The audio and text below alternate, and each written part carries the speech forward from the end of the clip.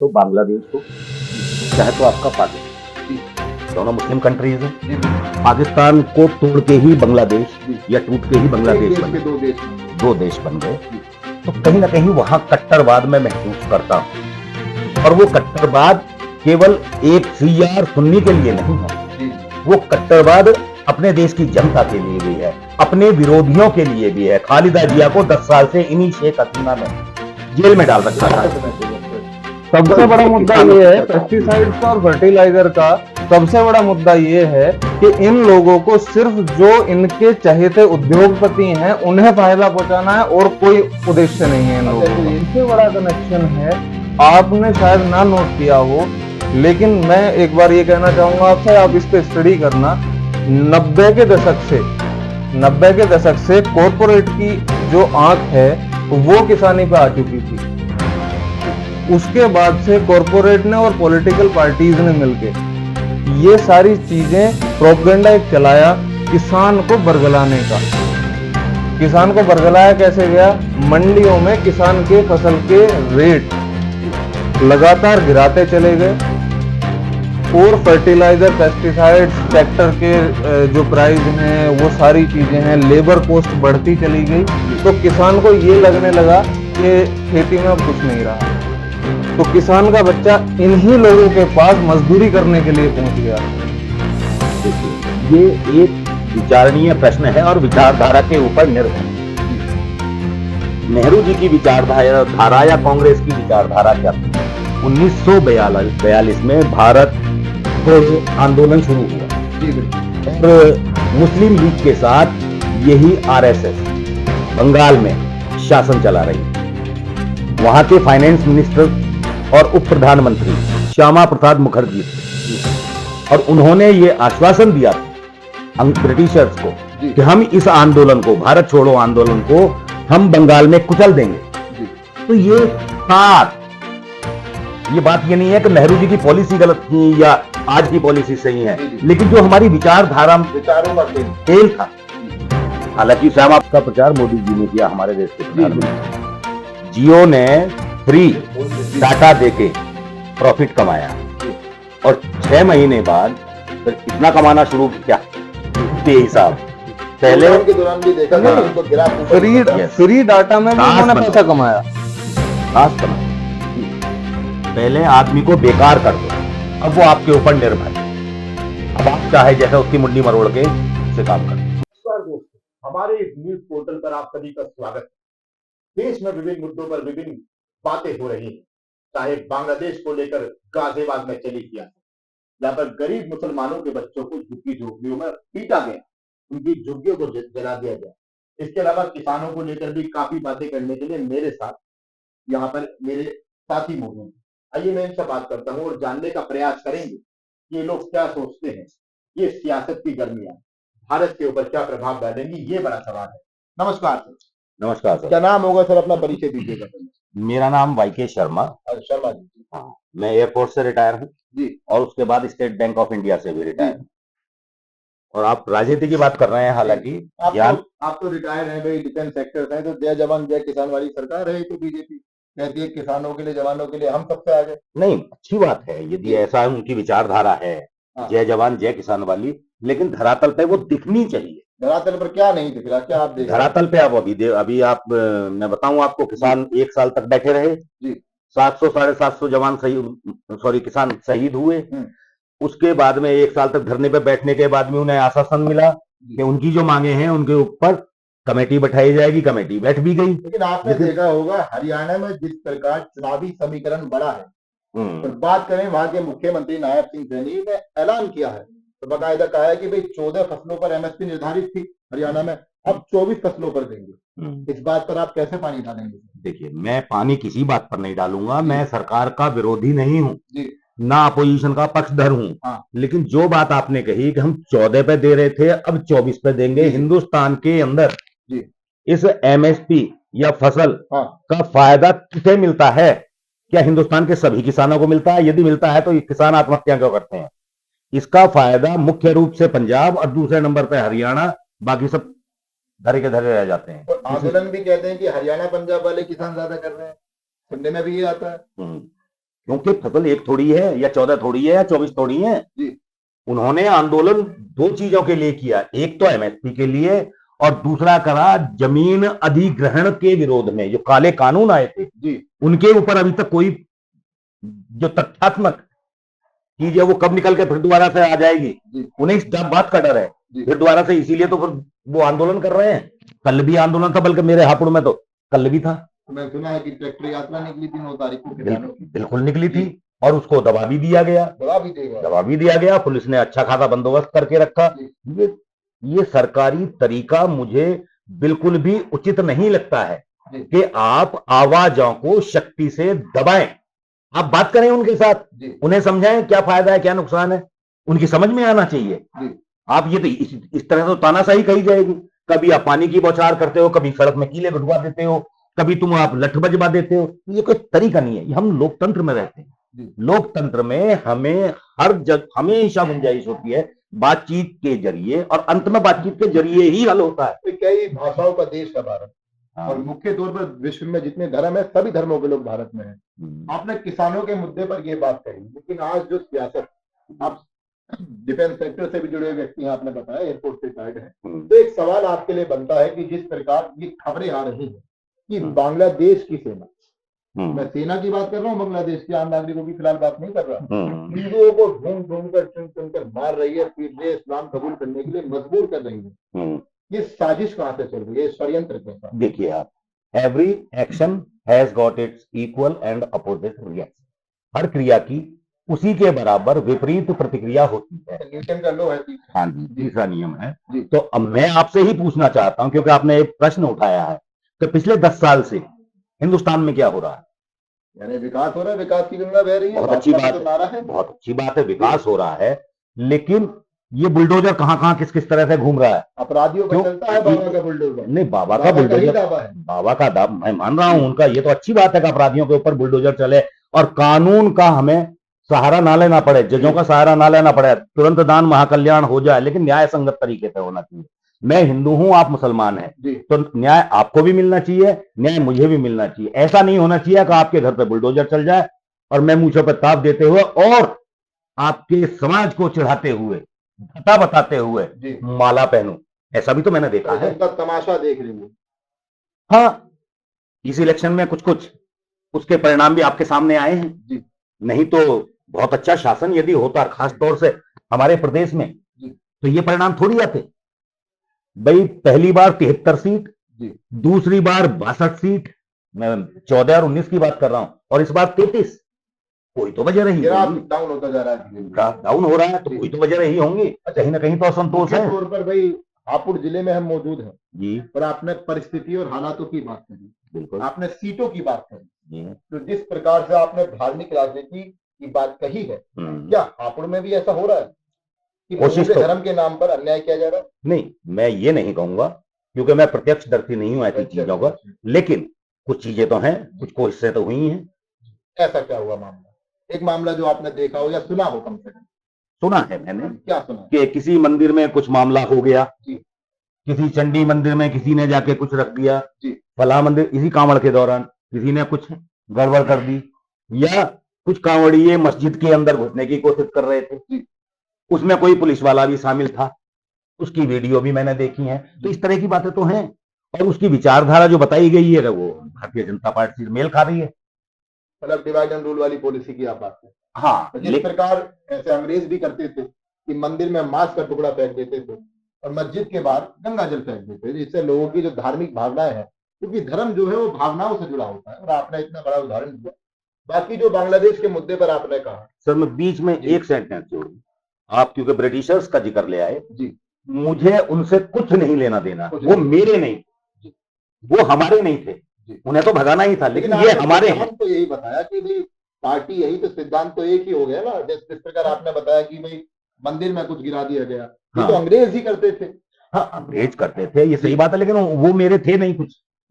मेरे माथे पे यहाँ पे कौन लिख रहा है आज तो अंग्रेज नहीं है ना। मुझे परेशानी उससे, उस बात से आपके ऊपर टैग न लगे, टैग न लगे। मैं कहीं ना कहीं आहत होता हूं तो मेरे देश में ये हो क्या रहा है। मैं फौजी हूं, मेरा काम जब तक मैं फौज में था देश की सीमाओं की सुरक्षा था, लेकिन अब मैं समाज में हूं आपने कभी ऐसा भेदभाव करा कि सामने वाला मुसलमान है तो मैं इसकी रक्षा नहीं करूंगा? अजी मुसलमान के ऊपर तो मेरे 2.5 लाख रुपए हैंगे उधार। अच्छा जी। जी। अब मैं लगातार तगादा कर रहा हूँ, वो नहीं दे पा रहा है, जी। तो क्या मैं क्या करूं? तो इसका मतलब ये थोड़ी है कि पूरे मुसलमान ऐसे हो गए जी। या पूरे हिंदू ऐसे हो गए। जी। तो कोई बात लेन नहीं, देन तो एक आर्थिक बात होगी, आर्थिक बात होगी। जी, सामाजिक इसमें कोई द्वेष नहीं है, तो आर्थिक बात होगी, आर्थिक लेन देन का मसला है। बिल्कुल। लेकिन आपने सेना की ही बात करी और आप भाई बताया कि डिफेंस सेक्टर से जुड़े हैं, तो अगला सवाल ये भी है कि जिस प्रकार बांग्लादेश की सेना ये अत्याचार कर रही है, वाकई में आपको लगता है कि ये ऐसे तो नहीं कि ईस्ट पाकिस्तान की आर्मी वहां घुस गई है? क्योंकि बांग्लादेश में अब से पहले तो ऐसा होता नहीं था।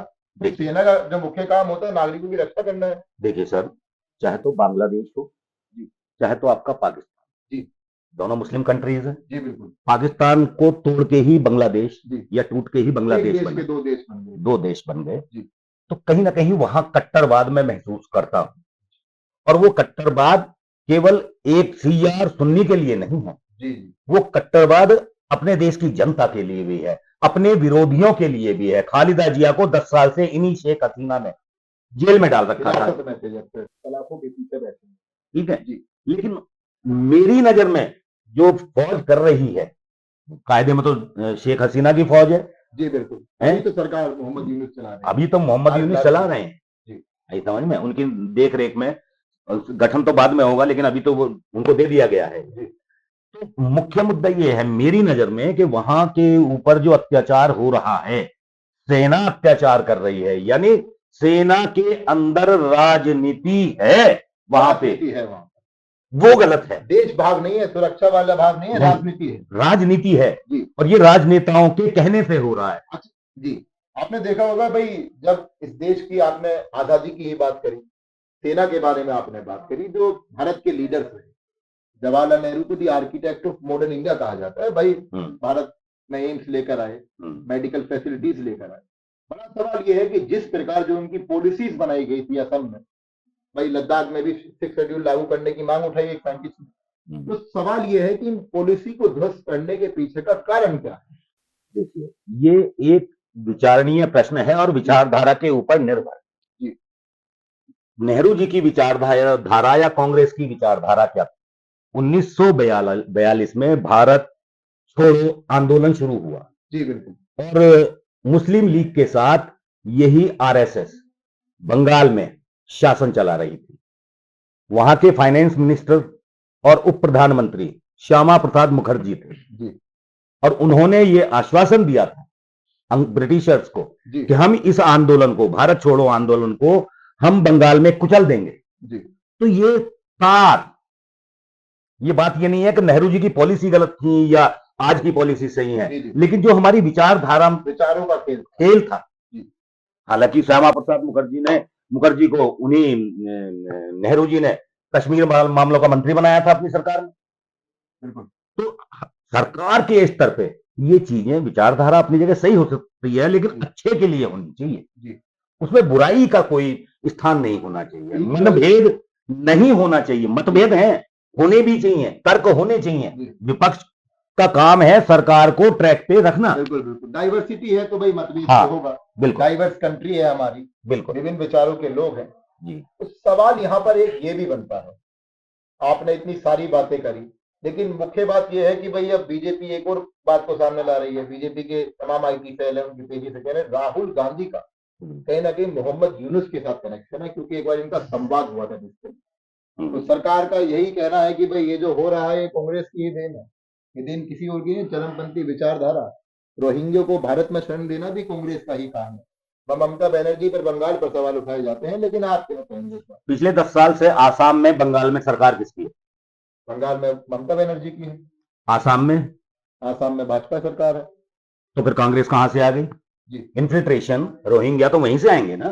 तो इसमें कांग्रेस का नियर बाय आएंगे, जहाँ पर बॉर्डर होगा, ऑब्वियसली बॉर्डर से आएंगे। तो आप कभी काल आते हैं, कभी लाल आते हैं, कभी कुछ करते हैं, तो वो करिए ना, कुछ भी करिए, अपने देश को सुरक्षित करिए। एक बात, अब राहुल गांधी के संबंध मोदी जी से नहीं है क्या? अभी मैं कल परसों ही देख रहा था फोटो जी, मोदी जी के बगल में बैठ के वो हंस रहे हैं, चाय पी रहे हैं। जी के ऊपर मीटिंग हुई थी। हाँ, अभी तो पार्लियामेंट का जो सेशन खत्म हुआ है, तो लोकतंत्र की खूबसूरती है। नहीं, लोकतंत्र की खूबसूरती इसलिए है, पहले तो कभी ऐसी वीडियो या फोटो नहीं आई लोकतंत्र की खूबसूरती अब इसलिए है क्योंकि 240 और 234 का खेल है। अब लोग महत्व को समझ रहे हैं। 234 अपोजिशन के पास है और बीजेपी के पास 240 है जी। तो अब तो काम नहीं चलेगा। तो इसीलिए लोकतंत्र अब दिखाई दे रहा है। जी। पहले दिखाई, पिछले 10 सालों में आपने लोकतंत्र देखा? कहीं अपोजिशन दिखा आपको?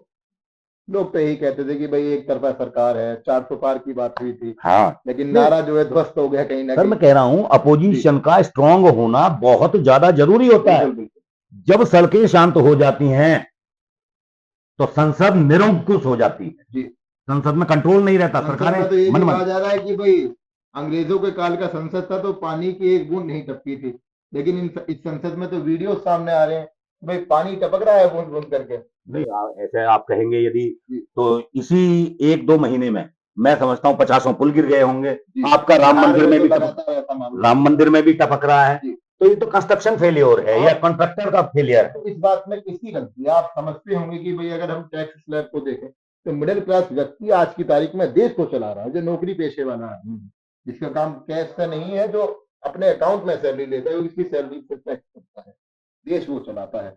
क्या जितना टैक्स कट रहा है उतना लोगों की व्यवस्था बन पा रही है? लोगों को उतना अपने टैक्स का रिटर्न मिल पा रहा है? सर मैं इसको दूसरे रूप से कहूंगा, जी। सरकार कोई भी हो, जी। हर पॉलिटिशियन सरकार में रहना क्यों चाहता है, ये बता दीजिए आप मुझे मेरे प्रश्न का उत्तर मिल जाए। भारत की दृष्टि से तो देखें तो सेवा का भाव है। सेवा का भाव नहीं है, मेवा का भाव है, सेवा का भाव, कमीशन खोरी है। जी। यदि कॉन्ट्रैक्टर 50%, 40%, 30% गवर्नमेंट को या गवर्नमेंट के नेता को देगा तो वो माल कैसे प्योर लगा देगा? उसके भी बच्चे हैं, उसकी भी महत्वाकांक्षा है, उसे भी आगे बढ़ना है, उसे भी। बीच में करप्शन है, ऑब्वियसली करप्शन है। तो करप्शन फ्री सरकार है, लेकिन आप कह रहे हैं बीच में करप्शन। सर करप्शन नहीं है यदि तो क्यों टपक रहा है तुम्हारा?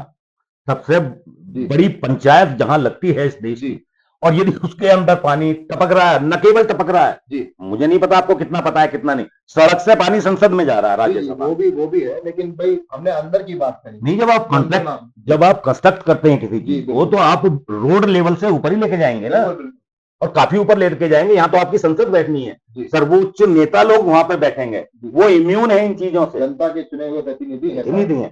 तो वहां पे वो पानी सड़क से जा रहा है। अगर क्या हो रहा है, ना तो आपकी प्लानिंग, ना तो आपकी कंस्ट्रक्शन, ना तो आपकी कोई दूरगामी सोच।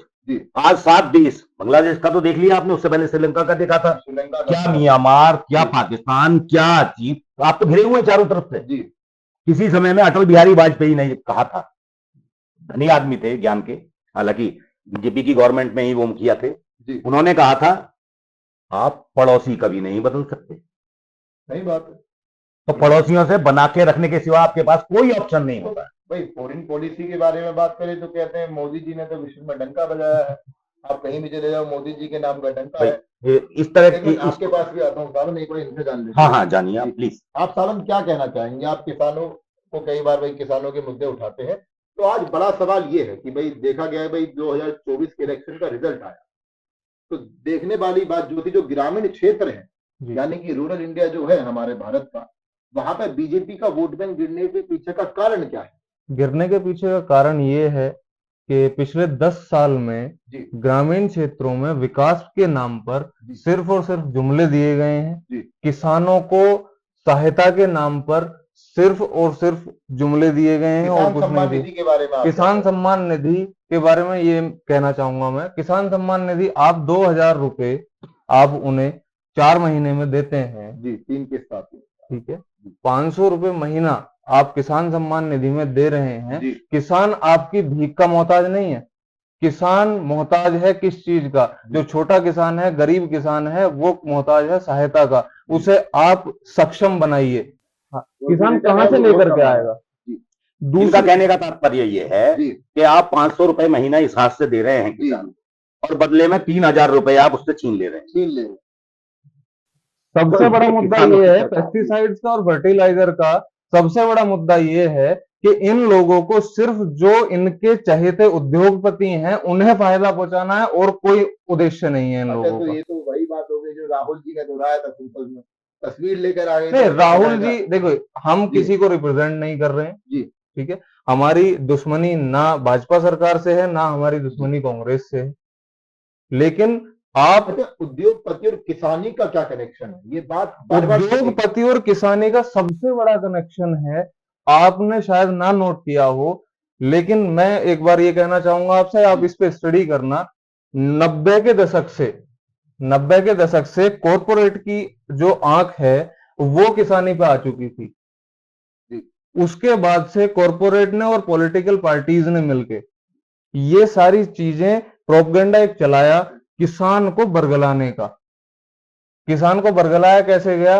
मंडियों में किसान के फसल के रेट लगातार गिराते चले गए और फर्टिलाइजर, पेस्टिसाइड्स, ट्रैक्टर के जो प्राइस हैं, वो सारी चीजें हैं, लेबर कॉस्ट बढ़ती चली गई। तो किसान को ये लगने लगा कि खेती में अब कुछ नहीं रहा, तो किसान का बच्चा इन्हीं लोगों के पास मजदूरी करने के लिए पहुंच गया जी, ठीक।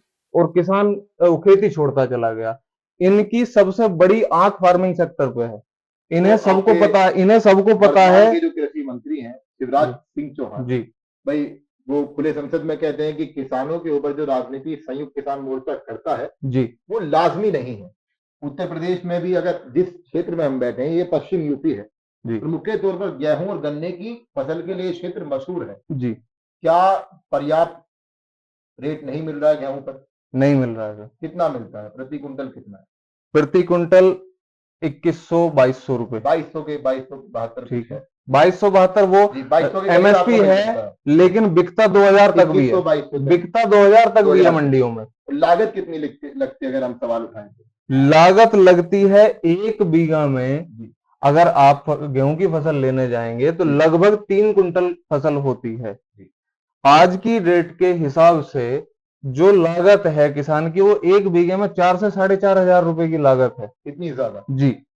क्यों? इसके पीछे कारण ये है, किसान को बरगलाया गया है, किसान को पागल बनाया गया है कॉरपोरेट द्वारा। पॉलिटिकल जो लोग हैं जो कब्जा करना चाह रहे हैं इन चीजों पर, उनके द्वारा पागल बनाया गया है। दवाइयों का इतना सारा उसे महत्व बता दिया गया है कि इसके बिना आप फसल नहीं कर पाओगे। और धीरे धीरे ये सारी चीजें 10 साल से, 15 साल से, 20 साल से चलती आ रही हैं। उसके कारण जमीनें हो चुकी हैं खराब, अब उनमें और ज्यादा दवाइयां लगती हैं। जहां कॉर्पोरेट आ रहा है वह जो जमीन की जो वो है क्वालिटी, वो डिमिनिश हो रही है, बिल्कुल होगी, समाप्त होती है। जब आप उसमें जहर घोलोगे किसी भी चीज में, हम और आप हैं, हम थोड़ा थोड़ा जहर लेना शुरू करेंगे तो 20 साल में क्या होगा हमारे साथ? बॉडी हमारी खराब खत्म हो जाएगी ना, किडनी खराब हो जाएगी, लीवर खराब हो जाएगा, सब कुछ खराब हो जाएगा। वही जमीन के साथ हो रहा है। एक साइड तो आप कहते हो जमीन हमारी माँ है, किसान हमारा अन्नदाता है, आप अन्नदाता को सड़क पर लाने के लिए फिर रहे हो, जमीन को खत्म करने के लिए फिर रहे हो। सड़क पर ही यानी कि धरने करते रहते, प्रदर्शन होता है। धरना प्रदर्शन अन्नदाता की मजबूरी है। किसानों ने दिल्ली कूच करने की बात करी तो सरकार ने लाठियां भी तैयार रखी, आंसू गैस के गोले भी दागे गए। और बड़ा सवाल जो निकल कर आया कि जो पश्चिम यूपी का मोर्चा था वो कूच करने के लिए क्यों नहीं निकला, ये बड़ा सवाल बन रहा है। पश्चिमी यूपी का जो मोर्चा था वो कूच करने के लिए इसलिए नहीं निकला कि पश्चिमी यूपी को धर्म के नाम पे बांट दिया गया था। वो किसान नहीं रहे थे। राकेश टिकैत भी केवल ट्रैक्टर दिल्ली की तरफ मुख करके ही आप आगे नहीं चले। जी, आप समझो मेरी बात। पश्चिमी यूपी का जो किसान है उसे बांट दिया गया था धर्म और जात के नाम पर।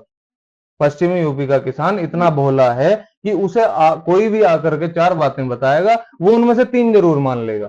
उसे बात आंदोलन में भी ऐसा असर था? बिल्कुल था जी, बिल्कुल था। आप कह रहे हैं आप किसान बैठे हैं वहां पर, किसान अपनी मांगों को लेकर के बैठे हैं। जिस मॉडल को आप इंडिया में लेकर के आ रहे थे, उस मॉडल को अमेरिका 50 साल पहले लेके आया था, उसने 10 साल चला के वो बंद कर दिया जी। तो अमेरिका ने जब बंद कर दिया उस मॉडल को, 40 साल पुराने मॉडल को आप यहां पर लेकर आ रहे हैं। नवीकरण वाली बात नहीं थी मॉडल में, नवीकरण कुछ नहीं था मॉडल, इंप्लीमेंट करने वहां से कॉपी पेस्ट हो रहा था। ये कॉर्पोरेट को फायदा हो रहा था। आपको मैं बताता हूँ जी, फायदा हो रहा था सारा कॉर्पोरेट को। क्या था, किस प्रकार, कैसे हो रहा था? आप कश्मीर में जी, कश्मीर हिमाचल की मैं आपको बात बताता हूँ। आज से लगभग 7 साल पहले जी, कश्मीर और हिमाचल में जो सेब के बागान हैं, वहां कुछ लोग कॉर्पोरेट के घुसना स्टार्ट हुए। उन्होंने क्या काम किया कि किसानों को, वहां के जो किसान थे, उन्हें ज्यादा पैसे देने स्टार्ट किए, जो छोटे वेंडर्स थे उनकी तुलना में। छोटा वेंडर काम नहीं कर पाएगा ज्यादा पैसे, जी बिल्कुल। एडवांस पैसा नहीं दे पाएगा। उन्होंने उन्हें देना शुरू किया, 1 साल किया, 2 साल किया, 3 साल किया। छोटे वेंडर जब उन्हें काम मिलना बंद हो गया, सालों पहले का हिसाब बता दें, पिछले 10 सालों का या 4-5 साल? मैं 7 साल का हिसाब 7 साल का हिसाब बता देखो मैं बताता हूँ आपको। जियो कंपनी जिसका प्रचार मोदी जी ने किया, हमारे देश के प्रधानमंत्री, जियो ने फ्री डाटा देके प्रॉफिट कमाया जी। और 6 महीने बाद फिर इतना कमाना शुरू किया बेहिसाब। पहले लॉकडाउन के दौरान भी देखा हाँ, उनको ग्राफ ऊपर ही चल रहा है। फ्री डाटा में भी दास उन्होंने बनाओ। पैसा कमाया। दास बनाओ जी। पहले आदमी को बेकार कर दो, अब वो आपके ऊपर निर्भर है। अब आप चाहे जैसा उसकी मुंडी मरोड़ के उससे काम करो। गुलाम हो गया भाई, अगर उसके बाद काम नहीं होगा मैं आपको तो फिर आपके पास ही आ हाँ, जाएगा। मैं ये आपको यही चीज बताना चाह रहा था। हिमाचल में आज की डेट में जो सेब के किसान हैं उनके लिए वहां वेयर हाउस बन चुके हैं, और वो जो कॉरपोरेट के लोग हैं, मंडियां समाप्त कर दी गई हैं, बहुत सारी मंडियां समाप्त कर दी गई हैं। अब दोबारा से वहां वेंडर जा रहे हैं छोटे, वो इसलिए जा रहे हैं क्योंकि वो लोग परेशान हो चुके हैं। तो वहां जो वेयर हाउस बने हुए हैं उसमें लगभग 80% वेयर हाउस अडानी ग्रुप के हैं। अच्छा, ठीक है। मतलब तो पहले मोनोथिज्म वाला बिलीफ है हाँ, कि केवल एक ही व्यक्ति तो यहाँ नहीं, मैं ये नहीं कहूंगा। नहीं, एक ही व्यक्ति नहीं, तथ्यात्मक चीज नहीं है, एक ही उनके व्यक्ति पास नहीं, है तो वो बोल सकते हैं। एक ही व्यक्ति नहीं, सिर्फ कॉर्पोरेट। कॉर्पोरेट से मतलब है बहुत सारे लोग, कैपिटलिज्म को बूस्ट करने की बात। बहुत सारे लोग उसमें, बहुत सारे लोग हैं।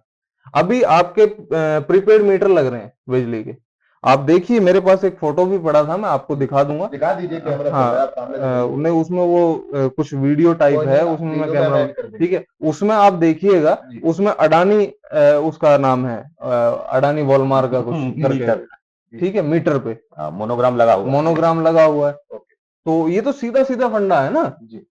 चलिए, किसानों पर विचार विमर्श चलता रहेगा, संवाद तो भी हमारा जारी है। किसानों को लेकर एक और मुद्दा मेरे दिमाग में आया जी।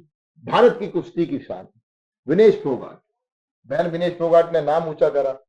देखा गया भाई जिस दौरान डिस्क्वालीफाई है तो भारत के प्रधानमंत्री ने भी ट्वीट करा